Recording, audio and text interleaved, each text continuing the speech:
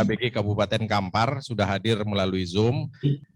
Tadinya TABG ini harusnya ke PTA, dan beliau ini yang sudah mencoba masuk ke sini bermasalah terus. Maka kita minta sebagai pembanding, kita minta pengalaman beliau, permasalahan yang dihadapi, jadi merupakan bahan diskusi kita untuk nantinya. Kami izin TABG nanti habis acara ini. Ya, silakan Pak Ismail. Silakan. Terima kasih Pak. Pak Direktur mungkin ada komentar. Baik, makasih Bapak. Ya, makasih Pak Direktur. Mungkin setiap daerah juga berbeda. Makasih. Sekali lagi terima kasih kepada Bapak atas arahannya. Acara selanjutnya, sharing pengalaman dari Bapak Insinyur Roni Ardiansyah MT dan Bapak Ishak Nabela Praditya STIAI. Kepada Bapak dipersilahkan. Ya, panitia, terima kasih. Bismillahirrahmanirrahim. Assalamualaikum warahmatullahi wabarakatuh. Mungkin kami dari TABG Kampar, mungkin saya ralat dulu bahwa kami bukan ketua TABG, tapi saya sendiri adalah TABG bidang struktur. Kemudian rekan kita Pak Isa, TABG arsitek. Ya, pertama kami ucapkan terima kasih atas undangan kepada kami di BIMTEK STIMBG. Yang terhormat, yang saya hormati, Direktur Bina Penata Bangunan, yang saya hormati Kepala Balai PPW Riau, yang saya hormati seluruh Kadis Provinsi Riau, terutama Kadis PUPR Kampar. Kemudian Bapak-bapak, Ibu-ibu yang hadir dalam acara BIMTEK ini. Kepada panitia, kami izin share PPT. Izin share PPT panitia. Saya ada sedikit PPT yang mau saya sampaikan.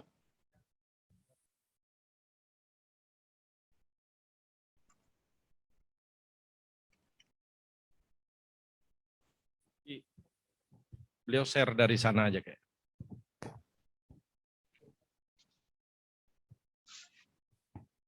Sudah tampil, Pak? Layar sudah tampil, Pak? Panitia? Mohon panitia, layarnya sudah masih tampil. Belum keluar, Pak Roni, masih belum keluar. Belum ya? Sebentar, Pak, sebentar.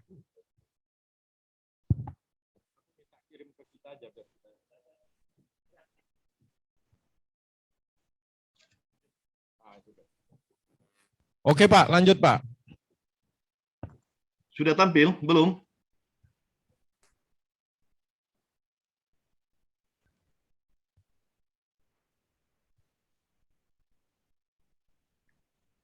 Apa? Gina? Sudah tampil Pak Roni. Udah Pak Isa, udah ya? Sudah. Sudah.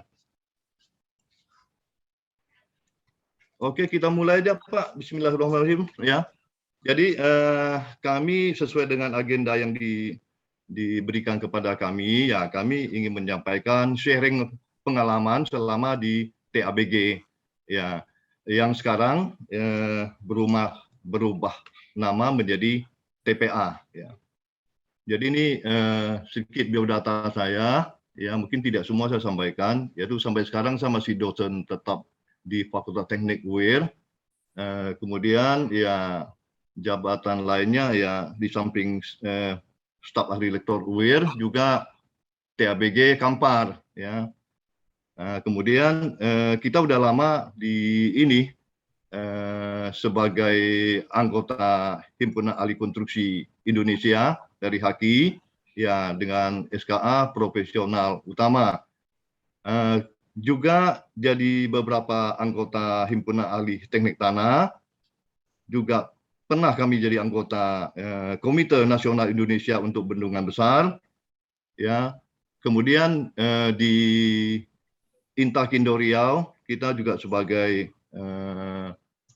tenaga ahlinya, ya. Terus ini IMB dihapus katanya dan diganti PBG. Sudah tahukah bedanya? Jadi dari PP nomor 16 tahun 2021 ya tentang peraturan pelaksana Undang-Undang nomor 28 tahun 2002 tentang bangunan gedung. Di sini kita akan lihat ya ada beberapa perbedaan yang prinsip. Kalau di IMB ya selama merupakan izin yang harus diperoleh pemilik bangunan sebelum atau saat mendirikan bangunan, di mana teknis bangunan harus dilampirkan. Kemudian bedanya dengan PBG, ya PBG itu lebih ke bersifat sebagai aturan perizinan yang mengatur soal bagaimana bangunan harus dibangun.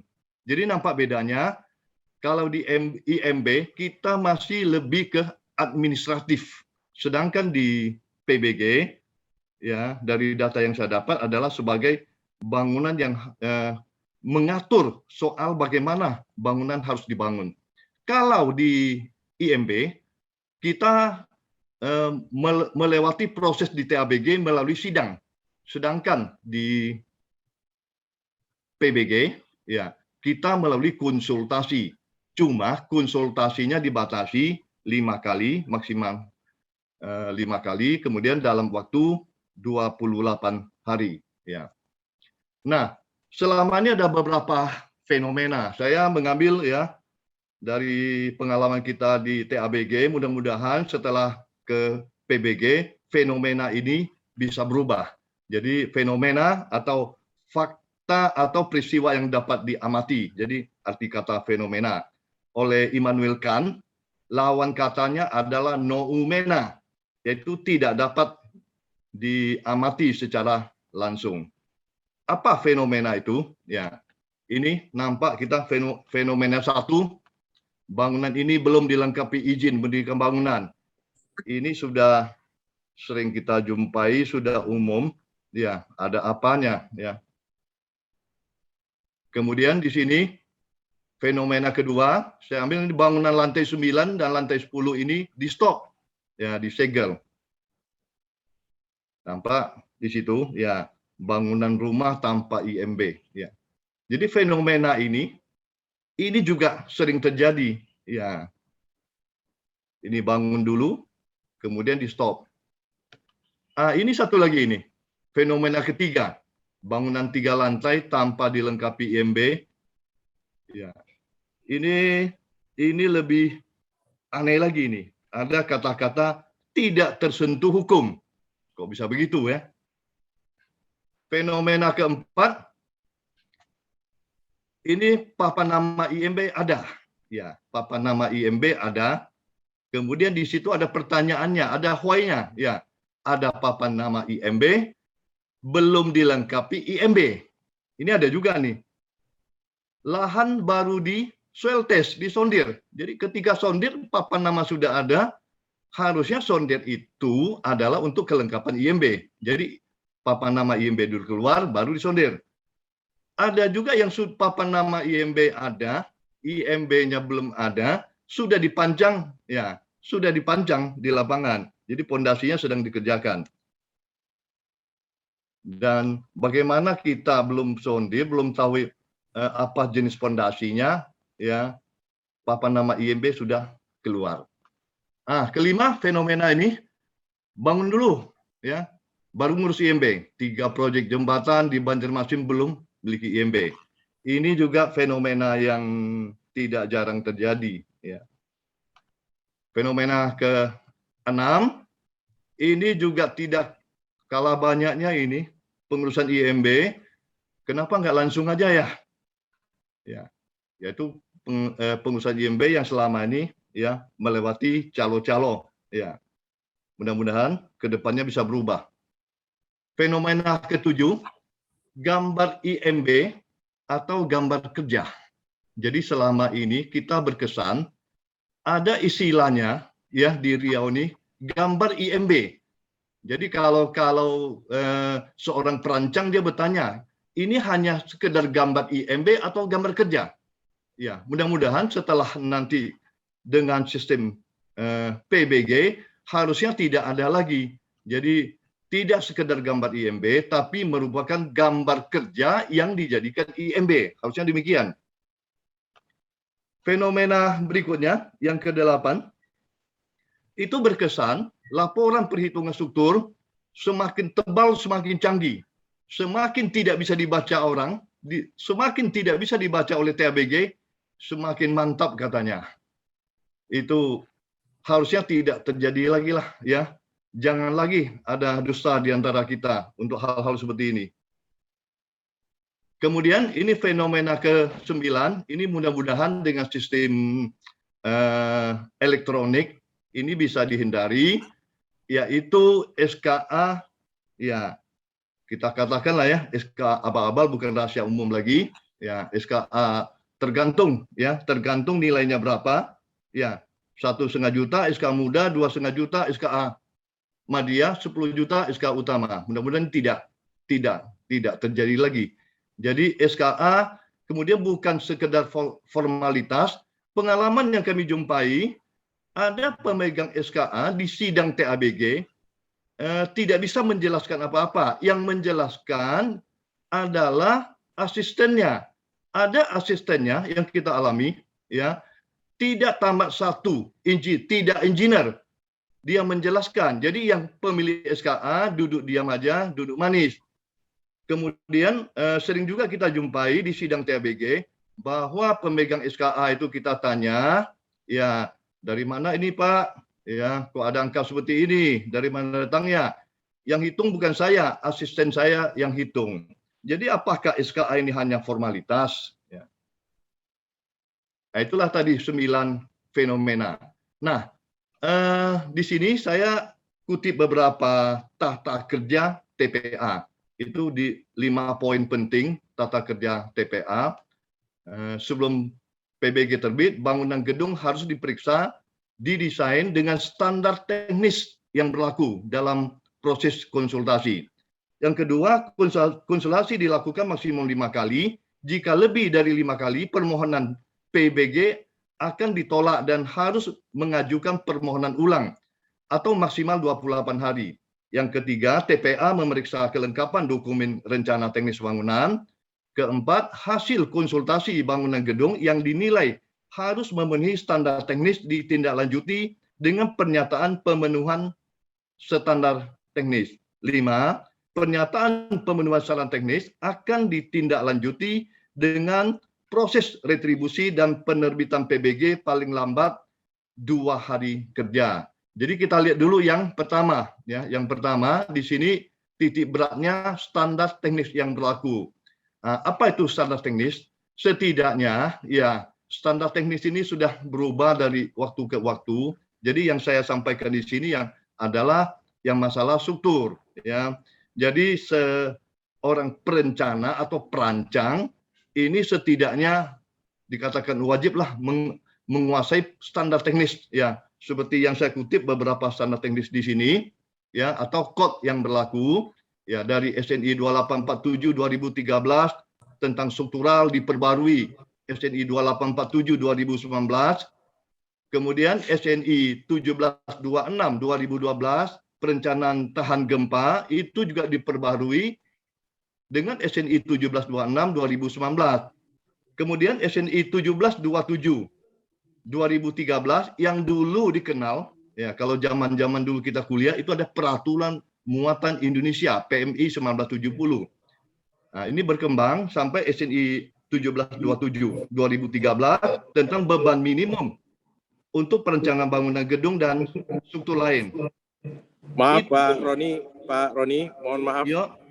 Mungkin kita nggak masuk ke substansi ini. Mohon izin sebelumnya, tapi kami lebih berharap pengalaman atau permasalahan apa yang timbul atau pengalaman Bapak terkait perubahan dari IMB ke PBG atau dari Undang-Undang Bangunan Gedung ke Undang-Undang Cipta Kerja. Kira-kira demikian Pak. Tapi kalau ini, materi ini di samping yang kemarin sudah, mungkin nanti ada sesinya ini yang mau menyampaikan gitu loh Pak Roni. Benar Pak, terima kasih Pak, terima kasih ya. Saya coba. Jadi ini kita kaitkan dengan ini Pak.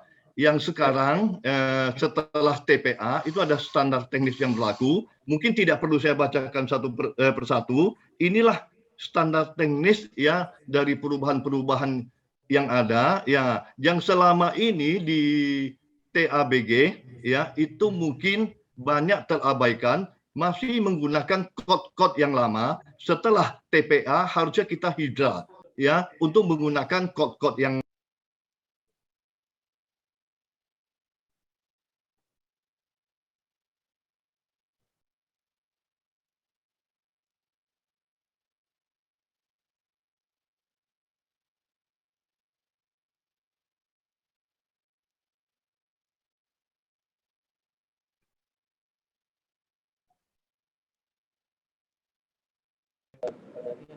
Pak Roni suaranya Pak.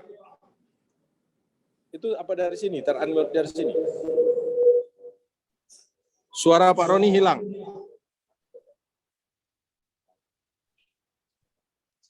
Iya. Atau dari situ tadi, bukan kan? Enggak kan? Enggak. Unmute-nya kali Pak.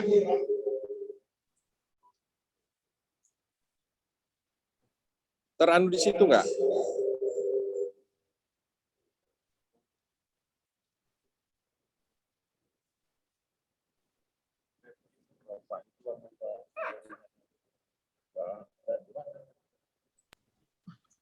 Oke Pak, maaf ya. Oke. Nah, Pak Roni tuh yang tersenggol. kesenggol tuh. Tersenggol, maaf Pak. Iya. Oke, kita terusin. Ya. Udah kecil sih. Sudah tampil Pak layarnya? Sudah Pak. Sudah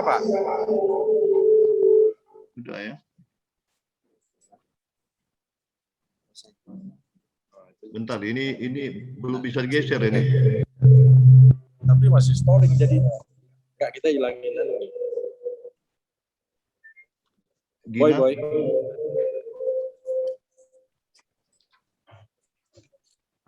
belum bisa digeser.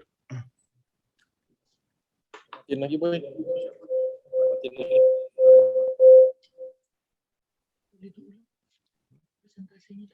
Ini.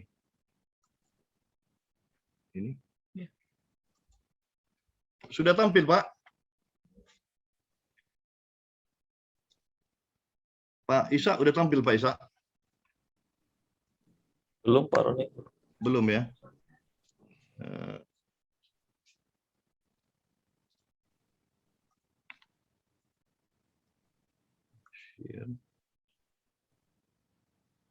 Oke, udah muncul Pak. Udah muncul ya. Ya, oke Pak. Maaf gangguan teknik, ini masih gaptek nih Pak. Ya. Nah ini dia. Tadi kita sampai di sini dari pengalaman kita di TABG, ya, untuk mencapai maksimal 5 kali ini dalam waktu 28 hari. Memang kalau kita tidak adakan suatu perubahan yang cukup signifikan, ini sangat sulit, Pak. Sangat sulit kenapa? Begitu kita menilai dokumen, ya kita berikan, ada yang berbulan-bulan dokumen itu baru dikembalikan. Kalau kita katakan ya 5 kali dalam waktu 28 hari, berarti kita harus mencapai konsultasi. Kalau 28 dibagi 5, ya itu sekali konsultasi itu dalam waktu 5 harian, 5, sekian hari, katakanlah 5 hari. Katakanlah ya 30 hari, ya itu dalam waktu 6 hari, begitu konsultasi dalam waktu 6 hari itu harus dikembalikan. Maka itu ya si perancang itu harus sangat siap ketika menghadapi PBG ini. Jadi harusnya pola lama yang selama ini yang ada di TABG atau perancangan selama zaman TABG ini harus segera kita rubah untuk menghadapi 5 kali itu. Ya, kenapa? Karena selama ini yang kita katakan IMB, gambar IMB hanya formalitas itu. Jadi hanya formalitas itu, gambar pondasi itu pun satu gambar detail pondasi bisa digunakan untuk semua bangunan. Bangunan 5 lantai dengan 2 lantai itu pondasinya sama. Bangunan di tanah keras dengan di tanah rawa pondasinya sama. Jadi pondasinya prototipe itu dikopi di gambar kelengkapan IMB. Jadi harusnya itu tidak terjadi kalau memang kita adalah sesuai dengan misi di SIMBG ini adalah konsultasi untuk pembangunan. Nah, ini juga kelengkapan dokumen. Tadi sudah disampaikan juga bahwa kelengkapan dokumen itu kita mesti ekstra juga. Ya, jangan sampai ada gambar cuma 3 lembar, ya, hanya gambar tanpa potongan, denah tanpa potongan, atau lebih tepat dikatakan pradesain untuk urus IMB. Harusnya di TPA ini tidak ada lagi. Jadi di TPA ini harusnya lebih siap, gambar harus lengkap, ya. Gambar beserta data-data. Data juga demikian ya, data daripada soil test dan lain-lainnya, gambar struktur juga gitu. Spesifikasi teknis juga harusnya sudah lengkap. Ya. Nah, ini teknis kita lalui aja. Nah, kemudian beberapa persyaratan teknis ini hanya sekedar mengingatkan, ini dengan cepat saja, bahwa selama ini tidak diperhatikan, bahwa apa yang disebut dengan strong column weak beam itu tidak diperhatikan. Harusnya setelah TPA kita perhatikan, jangan yang terjadi weak column strong beam. Di gambar yang merah ini, harusnya kita mencapai strong column weak beam untuk antisipasi gempa. Kalau gempa ringan ya tanpa kerusakan, gempa sedang kerusakan ringan tanpa kerusakan struktural, gempa besar pun kerusakan struktural tanpa keruntuhan. Maunya kita mencapai seperti itu. Nah, ini sekedar ilustrasi aja Pak ya, bahwa kalau strong column weak beam seperti di atas, kalau weak column strong beam ya seperti ini, kolom dibiarkan kecil, ini banyak nih. Jadi pada umumnya kalau dilihat ya, rancangan terutama rumah tempat tinggal itu arsitek sukanya kolom hilang, jadi sama dengan dinding, kolom itu 13 cm. Sedangkan kalau strong column weak beam itu kita udah sampai 30 cm gitu. Sedangkan peraturannya sangat tua pun ya mengatakan bahwa lebar daripada kolom itu tidak boleh kecil dari 15 cm. Itu di PBI 71. Ini pun peraturan yang cukup baru, yang sangat baru dikatakan ini sudah mencapai 300 mili untuk kolom bahagian yang sisinya kecil ya, berarti lebarnya. Jadi lebar minimum 30 cm. Mungkin hal-hal teknis seperti ini ya setidaknya diperhatikan untuk masa-masa yang akan datang. Apalagi ini agak teknis, ini masalah momennya ya kita lampaui. Ini juga harus diperhatikan beberapa kod juga ya mengenai settlement, penurunan izin, walaupun bangunan tinggi diizinkan sampai 15 cm itu yang settlement, tapi diferensial settlement itu hanya 1/300 bentang atau 1/200 bentang ya. Mohon maaf Pak Roni, bisa dipersingkat Pak, 1-2 menit. Sudah mau selesai Pak. Closing statement Pak, harapan ya, oke. Harapan Jadi Bapak ini Pak, SIMBG Pak. Oke, harapan saya tinggal 2 slide aja nih Pak, bahwa kedepannya shop drawing sangat dibutuhkan untuk di PBG, kemudian aspek drawing, karena pengkaji teknis, pengalaman kita Pak ya, mengkaji teknis minta aspek drawing itu tidak pernah ada Pak. Itu untuk kedepannya diperhatikan. Jadi itulah kita dengan demikian itu uraian singkat yang bisa kami sampaikan. Selamat tinggal IMB, kita selamat datang PBG. Ya, sekian. Terima kasih. Wassalamualaikum warahmatullahi wabarakatuh. Waalaikumsalam warahmatullahi wabarakatuh. Dan terkait pengkaji teknis, pernah baca, pernah dengar bahwa di Jawa, di Jakarta, Jawa Barat itu sudah ada asosiasi tersendiri loh Pak.